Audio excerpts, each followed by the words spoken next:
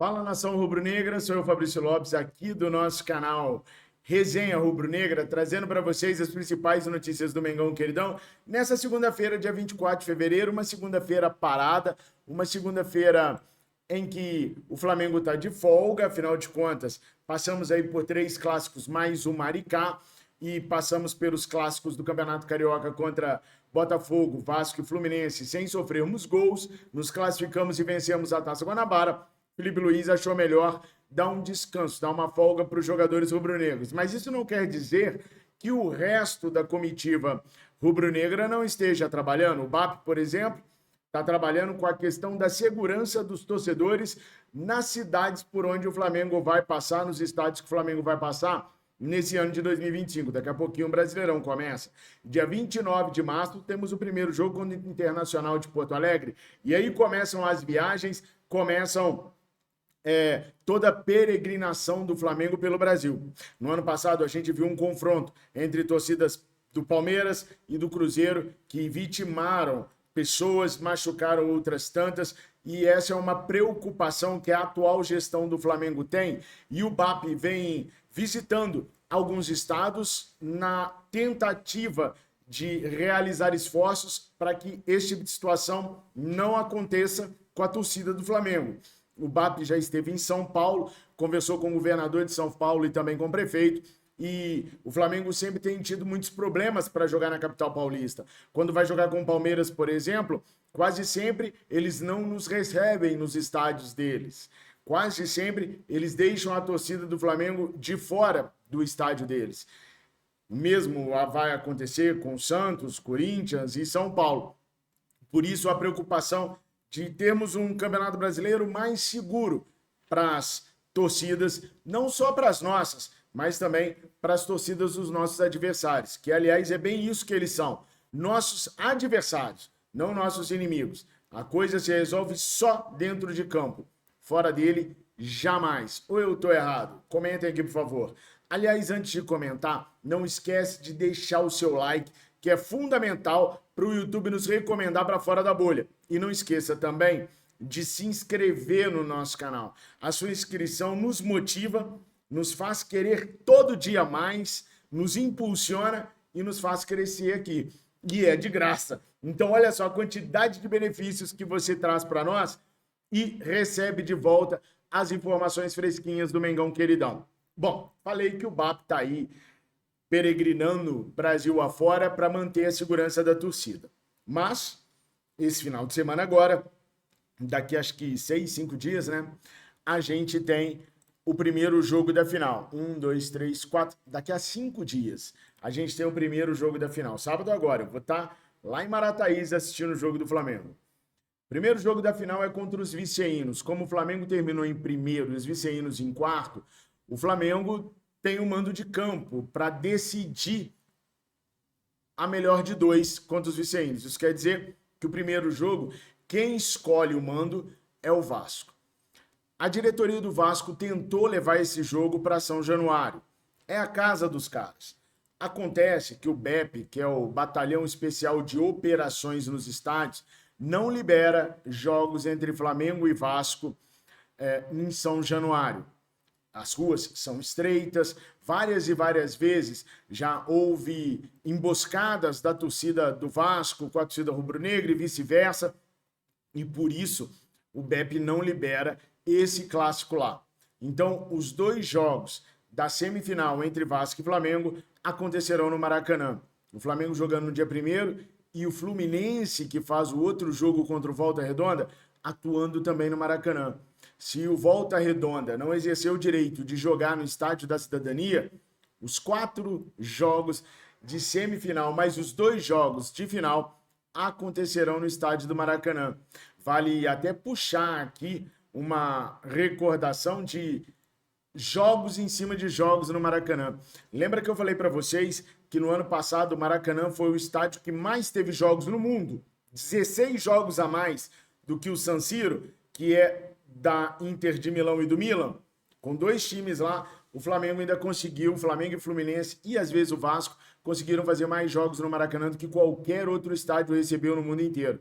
Olha só, seriam 6 jogos. Mas se o Volta Redonda aceitar fazer o jogo no Estádio da Cidadania, serão 5 jogos diretos lá no Estádio do Maracanã. Não tem gramado que aguente. Não dá. Não tem um intervalo de 24 horas entre um jogo e outro, e isso detona com qualquer gramado. E esse é um dos, não é o único motivo, mas esse é um dos motivos do gramado do Maracanã tá sempre tão ruim assim. E sem poder levar o jogo para São Januário, as 2 semifinais acontecem então no Maracanã. Pessoal, é o seguinte, temos aí também uma questão acontecendo no Flamengo com relação à saída de jogadores. Hoje de manhã eu falei para vocês sobre uma possível saída do Matheus Gonçalves, né? O Boto tá meio pé da vida, porque os outros clubes estão fazendo uma sacanagem com o Flamengo para tentar tirar os nossos jogadores. Ao Flamengo, eles estão oferecendo quantias baixas, ou quantias normais, nada muito além. Mas para os jogadores, eles estão prometendo salários estratosféricos, salários chamados até de irresponsáveis pelo José Boto. Como um exemplo que foi me passado pela diretoria, no caso do Gerson, um dos clubes que chegou a negociar com o pai do Gerson, oferecia ao Gerson salário na casa de 4,5 milhões de reais mais bonificações. Vocês têm noção do que é oferecer para um jogador 4,5 milhões de reais mais bônus? O que acontece com a cabeça do atleta? O jogador fica perdido, fica doido. Por mais que ele saiba que é uma liga menor, que é uma liga onde ele vai ficar escondido, vai perder a seleção brasileira, vai perder... O cara fica meio perturbado. É preciso fazer um trabalho na cabeça do atleta. Então, o Flamengo está tendo muitas dificuldades para segurar os atletas agora, mas a intenção do Flamengo é segurar todos os atletas que são indispensáveis para o Felipe Luiz até o meio do ano. Não é o caso do Matheus Gonçalves, que eu vi muitas pessoas no comentário dizendo que o Matheus deveria ser titular do Flamengo no lugar do Plata, ou que o Matheus Gonçalves é o substituto ideal para Georgiano e Arrascaeta. Comentem aí se vocês pensam isso também. Há umas 2 semanas, talvez, pouco menos do que isso, eu trouxe para vocês que haviam 3 clubes interessados no Lohan, no empréstimo do Lohan, lembra disso?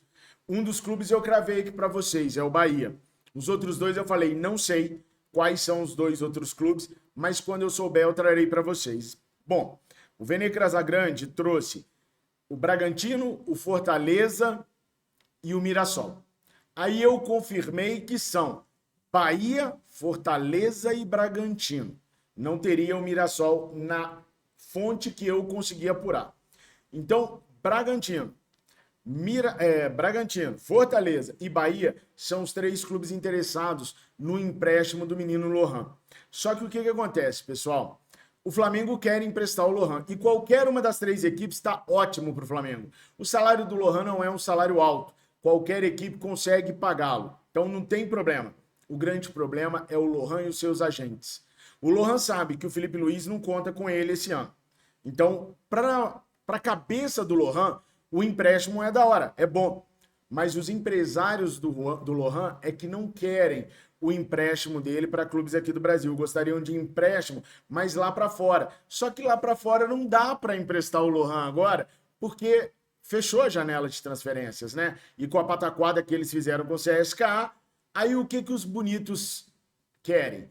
Eles querem que o Flamengo mantenha o moleque jogando nos profissionais para emprestá-lo no meio do ano. E isso o Flamengo não vai fazer, porque o Felipe Luiz já falou que não conta com o atleta para esse momento. E de novo, gente, eu chamo a atenção de vocês mais uma vez. Para o Felipe Luiz não querer trabalhar com o Lohan, vocês sabem, né? É porque ele quer dar uma lição no Lohan. Ele quer mostrar para o Lohan que ele tem que melhorar o comportamento dele para ele merecer uma oportunidade entre os profissionais. E o Felipe Luiz já deve ter visto muitas tentativas de outros treinadores. Felipe Luiz foi companheiro de time dele. Sabe como é que o moleque é. Não é igual nós, que ficamos sabendo das coisas 10, 12 dias depois que elas aconteceram. O Felipe Luiz viveu tudo lá dentro do Flamengo. Viveu o Sub-17 e viveu o Sub-20. Além de ter sido companheiro deles profissionais. Então, para o Felipe Luiz fechar as portas para o Lohan, é porque ele quer passar uma mensagem bruta para o garoto. E aí, no Flamengo, ele não vai jogar. Agora o Flamengo fica esperando para ver qual dos times o staff do Lohan vai escolher ou se eles vão preferir deixar o Lohan mofando no sub-20. Talento de sobra o Lohan tem. Precisa criar juízo. Você escolheria qual clube? Bahia, Fortaleza ou Red Bull Bragantino? Coloca aqui nos comentários que eu quero muito saber a opinião de vocês. Pessoal, o Rodrigo Dunche Abranche, ele se defendeu das acusações da Polícia Civil do Rio de Janeiro, que está indiciando ele por ter criado, supostamente, um perfil fake no Twitter chamado Roberto Dodien, onde ele se valia desse Twitter, desse perfil, para poder insultar personalidades e conselheiros do Flamengo. Por exemplo, Walter Monteiro, Eduardo Bandeira de Mello. Na defesa dele, ele diz assim, olha, não fui eu, mas o que foi falado lá no perfil foi verdade, o Bandeira estava envolvido naquilo mesmo e não foi nem inocentado, acabou porque foi prescrito a acusação contra ele, meio que dizendo assim, olha, não fui eu não, mas isso que vocês estão falando que eu postei ali, ó, era verdade, não era mentira não. Ou seja, além de não ser muito bom com as palavras, também não é muito bom no jogo de direito não, porque ele acabou se entregando, metendo os pés pelas mãos. Bom, o fato, pessoal, é que assim, supostamente foi o Rodrigo Dunche Abranches que fez, supostamente todo mundo acha que foi ele, supostamente um dia a verdade virá à tona. E só para vocês terem uma ideia, tá? Eu sempre digo para vocês que eu gosto de contar os meandres, os bastidores do negócio. Suponhamos que o Dunche tivesse sido eleito e fosse comprovado que nesse processo foi ele quem fez a bagaça toda. Ele seria destituído. Sabiam disso? Ele seria destituído. Se teria uma nova eleição, ou se o vice assumiria, confesso, não sei. Mas ele poderia ser destituído se esse processo viesse à tona, o Bandeira entrasse. Quando o processo ainda não terminou, mas suponhamos que o processo termine antes do mandato dele terminar no Flamengo, se ele tivesse sido eleito. Era só a Bandeira pegar isso e podia pedir até a expulsão do quadro de funcionários dele do clube.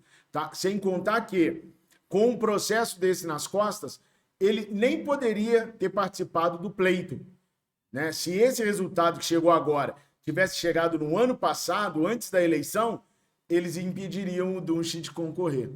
Tá vendo como é que são as coisas? Supostamente o Dunche fez. Se comportava como criança nas redes sociais, né? Tomou invertida do presidente do Atlético Mineiro, tomou invertida do presidente do Palmeiras, da presidente do Palmeiras, do presidente do Atlético do Paraná. Não era o perfil ideal mesmo para presidente. O Landim é outros 500. O Landim um dia vai voltar vendo todos os erros que ele cometeu e vai ser um baita presidente de novo, se Deus quiser. Mas, se Deus quiser, nunca mais passaremos por isso de novo. Bom, só mais umazinha aí de política. Daqui a pouco meu canal cai, eu perco meu emprego no dia, que é só falar de política que essas coisas vêm. Mas a gente fala, porque aqui a verdade é dita, sempre doa quem doer, mesmo que doe nós mesmos. Chega de enrolação, tamo juntos, fiquem com Deus, eu amo vocês, ó, se inscreve, hein? Se inscreve que dá bom. Saudações rubro-negras.